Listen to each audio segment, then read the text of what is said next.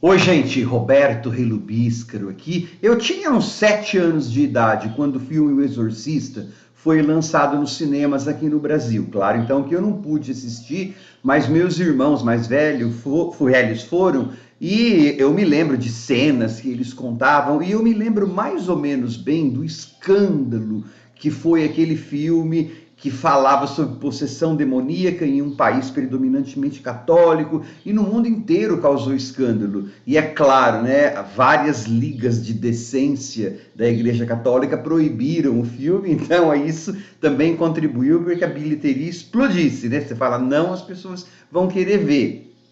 É claro que ele é muito importante na história dos filmes de terror, porque ele criou um subgênero, né, das possessões demoníacas que até hoje, em 2023, encontra referência e marco no filme Exorcista, lá de 74. Dificilmente você vê um filme de possessão, por mais que eles inovem, né, hoje em dia, no qual alguma referência iconográfica não é feita aquele filme. Ele é muito importante, foi indicado ao Oscar, inclusive, né? Coisa raríssima entre os filmes de terror. E também depois gerou uma série, então, de sequências e cópias, tá? E o filme foi analisado de várias formas. Uma das formas, inclusive, que é a que eu vou destacar nesse filme do Devoto aqui que eu tô falando, que eu vou falar, é assim, ler a possessão demoníaca da Regan como uma manifestação da rebeldia adolescente, né? A gente pode ler o filme da maneira como a gente quiser ou puder. Essa leitura é bastante interessante.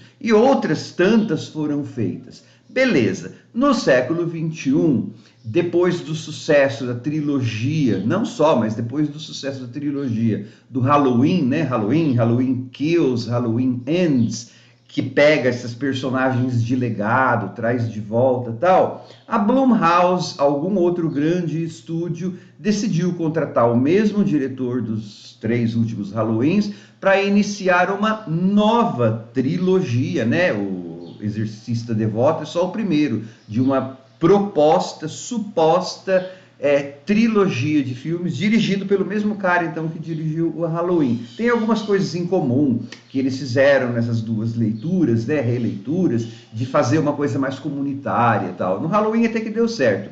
Nesse primeiro filme do Exorcista Devoto, que saiu em 2023, não deu certo. Virou um filme inchado.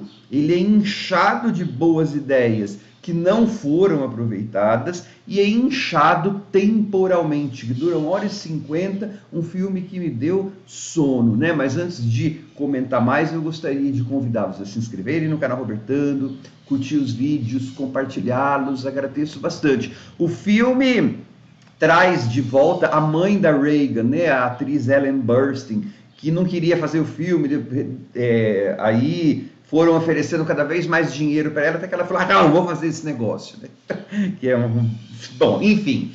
Então, é uma das personagens de legado. Eles tratam aquela personagem de maneira tão ruim, e ela é uma personagem tão, assim, inexpressiva e não precisaria para a trama, né? Parece que ela é só uma isca para trazer a personagem da Linda Blair de volta ao filme. Mas vamos começar do começo?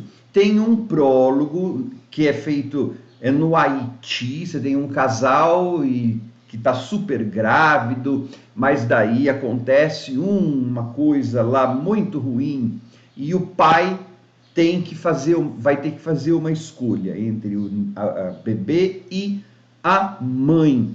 Pula para a contemporaneidade e a gente percebe que quem está viva é só a filha. 13 anos se passaram, então ela é adolescente, né? E essa menina, então, mora com o seu pai num estado do sul dos Estados Unidos. O original lá era em Washington, esse aí, o Devoto, acho que é na Georgia, é lá no sul dos Estados Unidos. E aí, então, a gente vai ter um primeiro ato do filme que vai estabelecer o relacionamento dessa menina com o pai dela. Ele é totalmente ateu, mas ele tem um vizinho que é aparentemente evangélico, pentecostal, e mas eles são muito amigos, lá no sul dos Estados Unidos. Mas enfim, daí esse casal vizinho tem também uma filha que é a Catherine. Então, no começo, no primeiro ato, estabelece a amizade dessas meninas, tal, e elas desaparecem. Elas vão passear depois da aula e desaparecem na floresta. Gente, essa acho que é a parte mais interessantezinha do filme. Bom, fica aquela história. O que aconteceu com as meninas, não sei o que, não sei o que. Depois de 3 dias elas são achadas. E é claro que o filme depois vai explicar pra gente bem assim, Jesus morreu e depois de 3 dias ressuscitou. Nossas filhas ficaram 3 dias perdidas e depois também apareceram.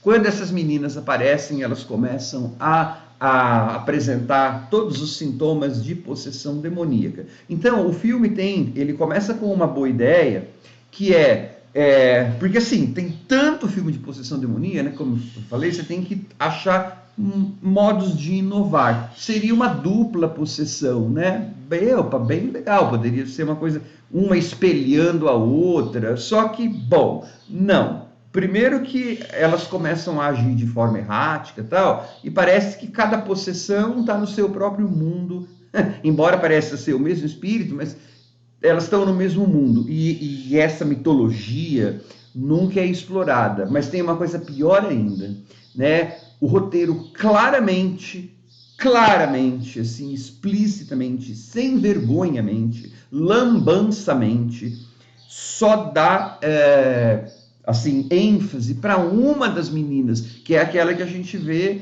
aquela família que a gente vê no prólogo, a família dos ateus e tal. A outra menina, Catherine, ela não tem nem sobrenome.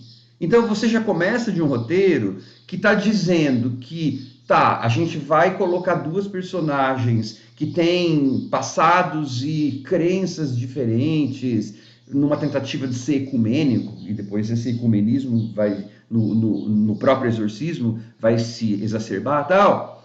Só que, assim, é mentira, porque uma das personagens não tem nem sobrenome, a gente não sabe nada da Catherine, ela é só a Catherine. Então, já começa daí, desestabilizar o negócio. Você percebe que tem uma que é mais que a outra. Então, não vem me falar que é igual, porque não é.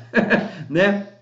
Aí depois, então, quando vai começar o exorcismo, então você tem um ateu, tem um pentecostal, mas tem essa coisa da igreja católica, né? E tem uma enfermeira que é vizinha deles, que teve um passado tal, lá num convento. Você vai descobrir que ela tem uma coisa que ela fez que moralmente tem gente que acha errado, então depois os demônios vão usar isso contra ela. Isso precisa ter em filme mesmo. Bom, você vai ter então, para fazer o exorcismo, uma série de pessoas. Antigamente, ou em maior parte dos filmes, é um padre, alguém assim que vai lá e fica fazendo, em nome de Deus, Esse aí você tem vários tipos de pessoas, várias crenças que vão fazer o exorcismo dessas 2 meninas. É como se estivesse dizendo assim, é o poder da comunidade, né? E também dizendo assim, tá vendo? Se você for ler o filme A Manifestação Demoníaca como uma metáfora para a adolescência, tanto a adolescente que cresceu no mundo da igreja lá, não sei o quê, quanto a adolescente do papai ateu,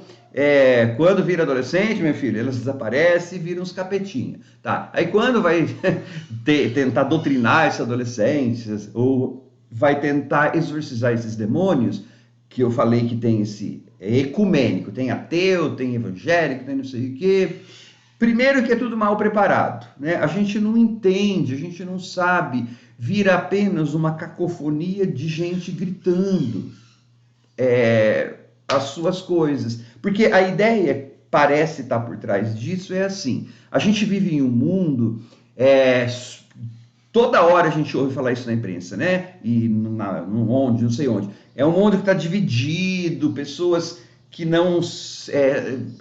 elas não abrem mão 1 milímetro das suas crenças e seguem assim cegamente alguém ou alguma ideia, né? Então você tem jumentarista, você tem elefantista, você tem antibalonista, e cada um é sempre a mesma coisa. O filme parece dizer o seguinte: a única forma de a gente expulsar os demônios é se a gente se juntar e cada um usando as suas ideias, tentar trabalhar para o bem comum. Essa parece ser a ideia do filme. Só que, como eu falei, vira uma cacofonia de gritos, uma cacofonia, porque a gente não conhece quase ninguém direito, a não ser aquela família que a gente ficou um monte de tempo no começo. Então, cadê a noção da comunidade aí? Tá mal feita. Sem contar que o filme aí começa, assim, aqueles cortes abruptos, aí estruturalmente o filme, né? Que parece que é um filme no primeiro ato do desaparecimento, depois ele vira outro filme no segundo ato, depois ele vira outro filme no terceiro ato,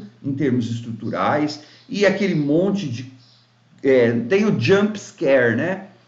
Aquelas coisas de aparecer do nada a imagem, aquele som. Aí tem os tais de jump cuts, né?